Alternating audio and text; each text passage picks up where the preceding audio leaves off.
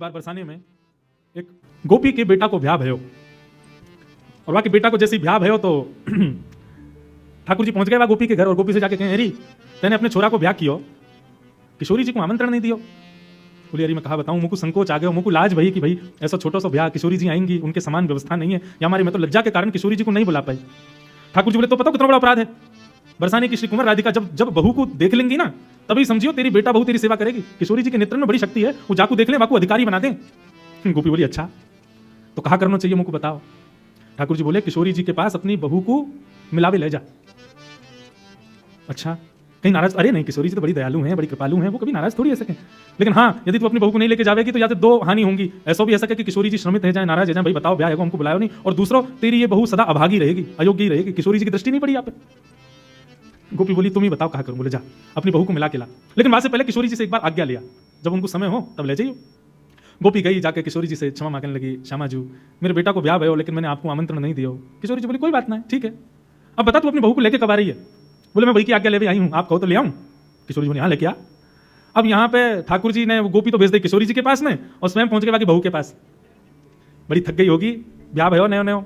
हाँ श्याम सुंदर, थक तो गई हूं, तेरी सास मुझसे कह के गई मैं तो जा रही हूँ 84 कोस की परिक्रमा, गोवर्धन की परिक्रमा लगा के आऊंगी, बाकी तो समय लग जाएगा। अब देख यही बढ़िया समय, तू सो जा, और तेरे घर को जो काम है हम और तेरो खसम मिलकर हम लोग सब संभाल लेंगे, तू सो जा। वह गोपी को तो दियो सुलाए और स्वयं वह गोपी को श्रृंगार कर लिया और सच धज के बिल्कुल घूंघट करके बैठ गए ठाकुर जी। ये बहाने हैं ठाकुर जी के, किशोरी जी के दर्शन के। गोपी आई आकर बोली, अरे बहुत जल्दी चल, श्यामा जी ने तो को बुलाया है। और ठाकुर जी लहंगा बढ़िया बढ़िया चुनरी उनरी पहन के बढ़िया तैयार बैठे, हाँ भैया चलो। अच्छा, बोलनी चाल आदि तो वहां में कोई अंतर ना बता सके कि कोई सखी जा रही है कि सखाई है। ठाकुर जी की चाल आदि सब ऐसी हैं, मतवारी चाल है, ऐसा लगेगी गोपी हो, और नहीं भी हो तो हमारे ठाकुर जी को तो काय बात में निपुण है, यही में तो निपुण है वो। ऐसी गजगामिनी चाल चलते हुए जा रहे हैं किशोरी जी के पास दर्शन करने के लिए। सुंदर सखी को रूप धारण करके आए हैं। क्या कितने सुंदर लाल जी हैं, सूरदास जी उसको वर्णन कर रहे हैं।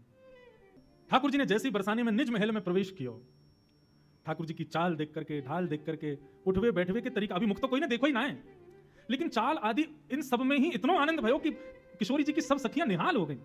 और सब गोपी कहें, बोली वारी गोपी तो बहुत बढ़िया बहू लेके आई है, या कि तो चाल देख करके, या कि बैठवे के तरीका देख करके, ऐसे अचक अचक के चलवे के भावन से पता चल रहा है कि भैया बड़ी बड़ी सुधी बहू है तेरी। आहा, सूरदास जी महाराज का ये पद इतना सुंदर है कि ललता विशाखा किशोरी जी के रूप में ठाकुर जी को देख करके कह रहे हैं,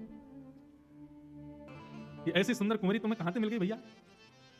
राधा हूते नख सुख सुंदरी, हमारी किशोरी जी से भी नख से सिक तक नेक सुंदरी लग रही है, ऐसी चाल वारी, ऐसे सुंदर भाव वारी। अरे इतना सुंदर शिष्टाचार है, देख पल्लू भी ऐसे पकड़ के अपने घूंघट को बैठी है, इतना सुंदर पकड़ को भी हमने ना देखो।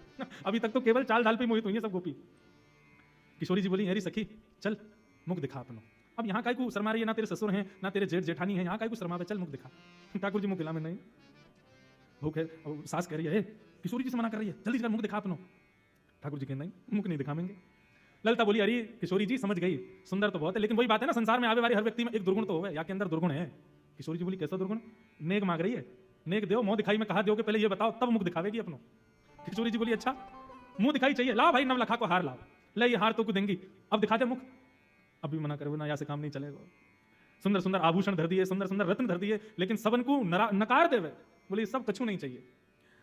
तब ललता विशाखा दोनों कहीं तो कुछ चाहिए कहा, तो ठाकुर जी धीरे से इशारा करें ललता की ओर, बोले जहां ही ललता खड़ी है वहां मुंह को खड़ा होना है, आपको संग चाहिए, इशारे में बताओ। किशोरी जी बोली, अच्छा निज महल में निज सहचरी इनको संग चाह रही है।